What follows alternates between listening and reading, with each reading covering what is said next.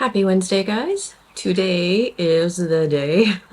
I have a phone call with an agent at 11:30. It is currently a little after 8 and I'm on the live stream, which I keep remembering about 15 minutes into stream on my channel. Apologies for that. I will try to get better about it, but I hope you can join us every Wednesday at 11 a.m. EST, I think is when we do just writing sprints and chat together. Anyway, so the first sprint is going on, and I am going to do my best to spend the next 2 hours actually working and not being distracted with the phone call that is later today. Today I'm working on, actually got a really cool opportunity to audition for a ghostwriting thing that is nonfiction. It's kind of like middle grade age nonfiction. I don't have a ton of experience with nonfiction, and the style of this project and the specific brand that it's with is very much up my alley, and I think it's something I could be good at even though I don't have nonfiction experience. And I'm hoping that when I turn in this sample, even if I don't get this specific project, they put out a lot of books, and kind of hoping they'll maybe consider me for one down the line. So I'm gonna spend my morning working on that sample. It's just no more than 1,500 words. It's pretty short. So they sent me a PDF of a similar project so I could get an idea of the style and tone and everything that they're going for. And there's a tiny bit of research I'm going to have to do to write the sample. So that is what I'm going to be working on this morning. And I definitely want to fill you guys in on how this whole agent thing happened, because as I said last week, I only queried one agent, and there's a reason for that. And so I'm going to do a little bit of work, and then I will share a little bit more of that story. So let's do some work.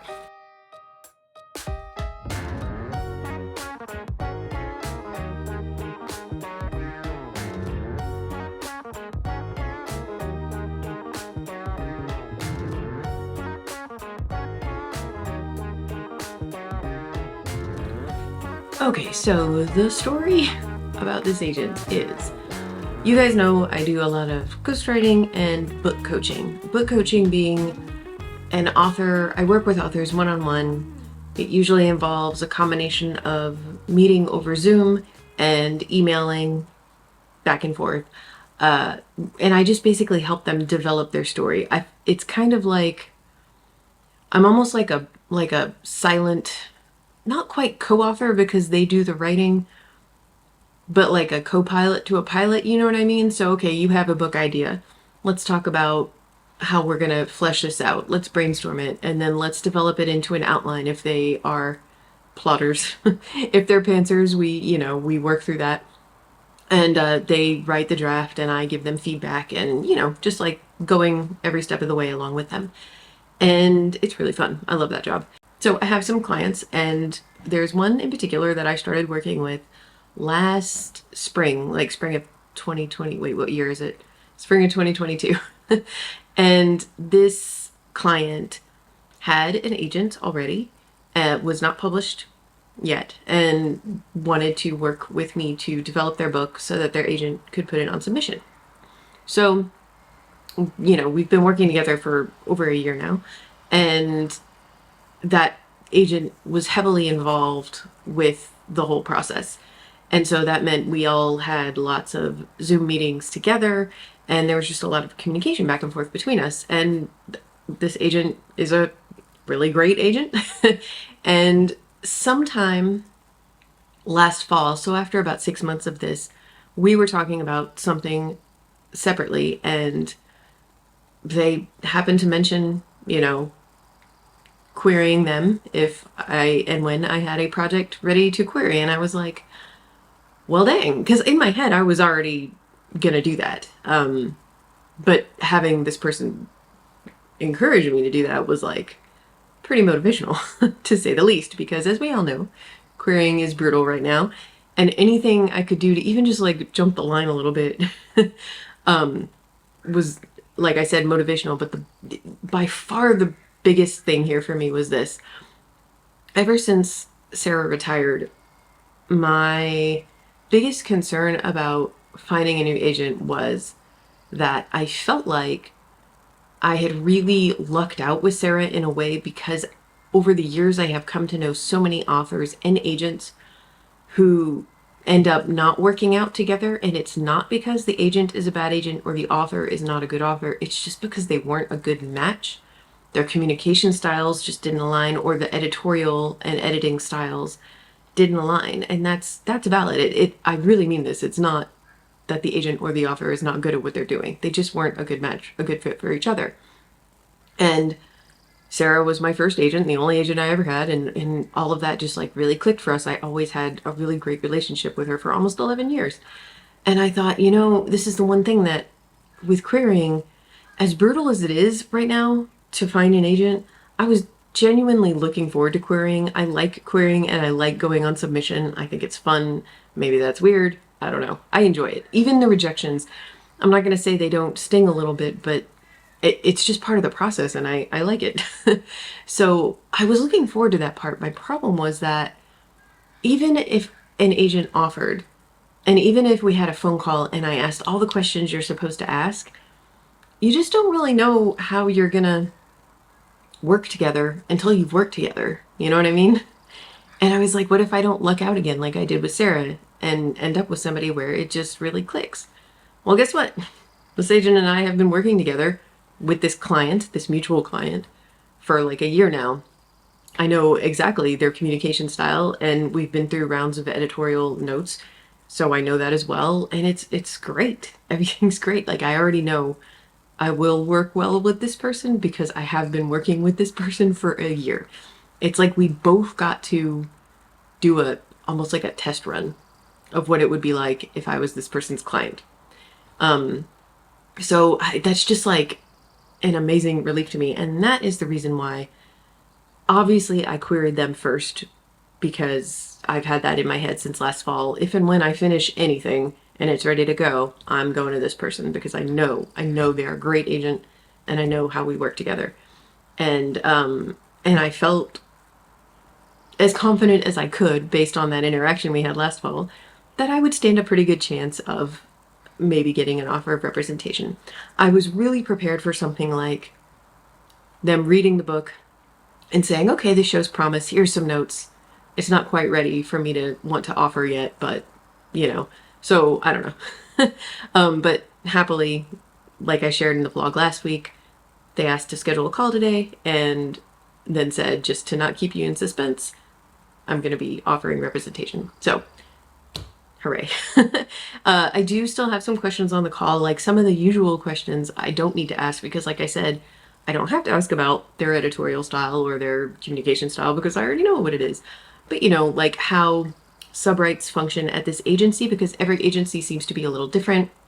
Some boutique agencies will handle, like the agent will handle subrights themselves, or they have like another rights specific company that they work with agents who are dedicated to selling foreign rights and film rights and TV rights and all that. Some agencies have a staff that's specific for subrights. So I just need to ask some questions about this agency. And I've done my digging online, obviously, but I still think it's a good question to ask. I'm going to ask about what the submission plan is for this book, obviously. I know they have some notes for me. I also know, because they said they aren't major, which is always nice. So I definitely want to hear what their kind of plan vision is for the book, and then for the submission process, like how wide of a submission list is this gonna be, etc. And what else? I have my questions written down. I should probably review them. Oh, the part I'm most nervous about, not gonna lie, is talking about the other projects that I have in the works and how interested they are in them. I think that's an important thing to discuss, because when an agent offers representation, they're not just offering for this one book that you sent them. Ideally, they're offering to represent you as an author, and you both want to know, are the things that you have on the back burner right now things that they're gonna be interested in and be able to sell. So what I did is I wrote up a Word document. I've got 4 pitches in it. One is the mystery novel, and they already know a little bit about this, not the plot or the premise at all, but just that I've written it and I'm halfway through a revision and it's kind of stalled. So I wrote out a pitch for that. I wrote a pitch for the horror novel because I like a little more than halfway through like a beat sheet for that. It's still a long way from having a full outline, but like it's definitely in the development stage, and I'm pretty determined to write it. And then I have a pitch for a middle grade fantasy, like I would say upper middle grade fantasy that I want to write so badly. And I'm just feeling a little hesitant right now because everything with middle grade is such an extra layer of challenge right now, largely thanks to Barnes and Noble. And yes, I know I'm about to go on submission with a middle grade mystery, so I mean, I'm already wading into that territory, but I guess my hope is that there are certain elements of this middle grade mystery that are closely enough connected to my current books at Scholastic, which are doing well in clubs and fairs, that maybe, I don't know. These are all things we need to discuss. But yeah, there's a middle grade fantasy idea I have that I'm in love with the pitch. I think it's very high concept and really fun, and I really want to write it. So I have that written down. And then I also have a middle grade pitch that is kind of like a Black Mirror-esque suspense for young readers idea. And I actually wrote a completed draft of this, but YA, right before the pandemic and right before I started this YouTube channel. And I got feedback from Sarah on it, and it was very good feedback. That draft needs an absolute ton of work. I really rushed the ending. But I'm thinking for a variety of reasons that if I ever go back to it, I want to completely re-engineer it into a middle grade thing. Part of that is because the YA idea got incredibly dark, and I'm just not sure I want to wade into this particular territory. And partially because I don't know if I want to write or be published in YA right now. Again, for a variety of reasons. Yeah. So, kind of two middle grade ideas and two adult ideas that are in varying stages of completion or brainstorming that I'm going to present to him. And that's the part I'm most nervous about. Like, hey, here's my other stuff. What do you think? So those are the questions I have, I think. I'll have to check my list of questions. But anyway, the audition stuff is coming very well. I've got almost 500 words just of like kind of draft, kind of like, here's what I want to say. It definitely needs to be significantly polished, but I think it's going to be pretty quick to write the sample. I'm hoping I can at least have a draft of it by the end of today, and then I can spend a little bit of time tomorrow revising it. It's due Friday. This is a very quick turnaround kind of thing. So, which is true of most IP ghostwriting auditions because they want to see that you can turn something around really quick. Anyway, 1 minute left on this sprint. So that is the story of The Agent, and I will take you guys along for the call and we'll see how it goes.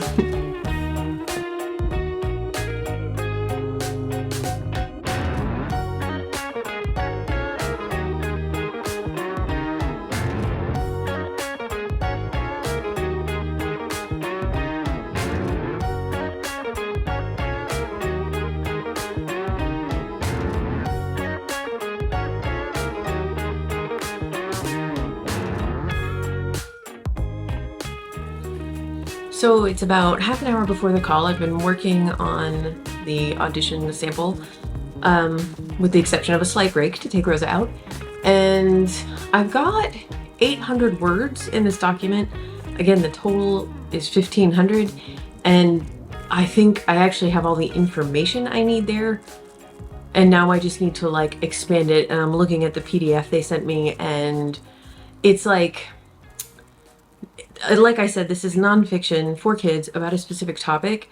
And the example they gave me, the books they've published already, it's nonfiction interspersed with very short stories that are like examples of kids going through the thing we're talking about. And so I have a couple of ideas of the little shorts I want to intersperse in there. But yeah, I think that was actually pretty quick to research, and it's a interesting topic and one I'm familiar with, and I feel pretty good about where this is right now.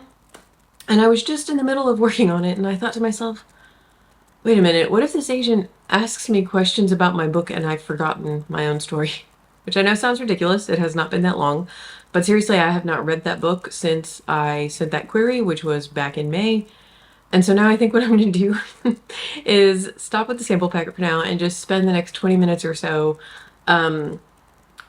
scrolling through my own book real quick, reminding myself of what it's about, and looking over the questions that I want to ask and actually practicing saying them out loud, which I know we all feel really silly doing that, but also it's a good thing to do because, like, for example, that question I'm nervous about, which is, here are my adult fiction ideas.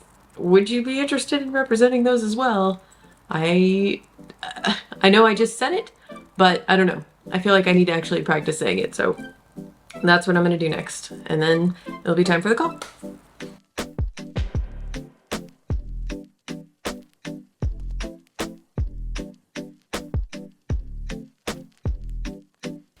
Three minutes to go. I practiced my questions. I refreshed myself on the story. I have my document with my questions that I'm gonna ask opened up, and yeah, let's do this. I'm very excited.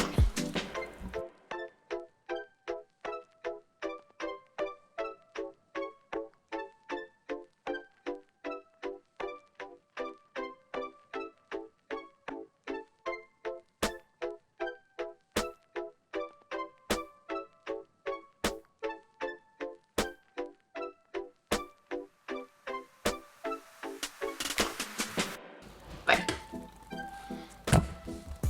Okay, so that went great, actually. He started out by saying he had asked me to send him my backlist, like a Word document with all of my books in it, and he said it was, oh man, I can't remember his exact words now, but something about how he doesn't get a lot of queries from people with such an impressive history, and I didn't almost cry, but I just couldn't believe that he saw it as a bonus and not as a negative, because none of them were like blockbuster bestsellers, you know? So that just felt good. And he also said he's talked to people about me and I'm very well thought of in the industry, and that again was like, I am. Not that I think I have a bad reputation with anyone, but more that I'm shocked that anyone knew who I was. I don't know, that was just it was a compliment, but it just kind of caught me off guard and it was very flattering. So notes on the book sound like they're going to be pretty minor. I'm going to get that letter shortly, and our plan is to go on submission by early fall. Yes. So I cannot believe this, guys. I have not been on submission with my own project since 2017. Wow. Okay. And I got answers to all my questions. He said to send him the pitches for all of my different books, including the adult stuff. And if he represents select adult fiction, but if my pitches aren't like in his wheelhouse, he said he would pass them along to other agents at the agency. I almost said the agency name. Why am I holding this back anymore? I may as well just tell you. The call went great, and I am now officially represented by Rick Victor at Avitas Creative Management. And also Caroline Marsiglia, who has been a part of the team with this client that, you know, our mutual client that we have. And she was on the call as well, and she is wonderful. Her notes are wonderful. She is very insightful. So essentially I have, you know, a 2-agent team, which is freaking fantastic. Everything went great. Rick is, he represents, as I said, both adult and kidlit, which is fabulous, but his experience in kidlit is kind of mind-boggling. A few highlights is that he was the president of Simon & Schuster Children's, and he's one of the co-founders of Candlewick. All of that before becoming an agent. So, I mean, he's fantastic. Avitas is a powerhouse of an agency. I'm just incredibly grateful and really kind of in shock right now, because I looked at the calendar. It's June 28th, and I believe that the day I found out Sarah was retiring was like July 13th. So it's been almost exactly 2 years since I found out. And so many of you guys posted in the comments of that video 2 years ago that this was Act 2. And I really clung to that because I loved that idea. And right now, it really feels like, okay, here we go, entering the new world. So I don't know. I'm just super excited. This is going to be the end of this vlog. And thank you guys so much for all of the support on the last video and just in general on every video. And hooray. Hope you guys are having a great week.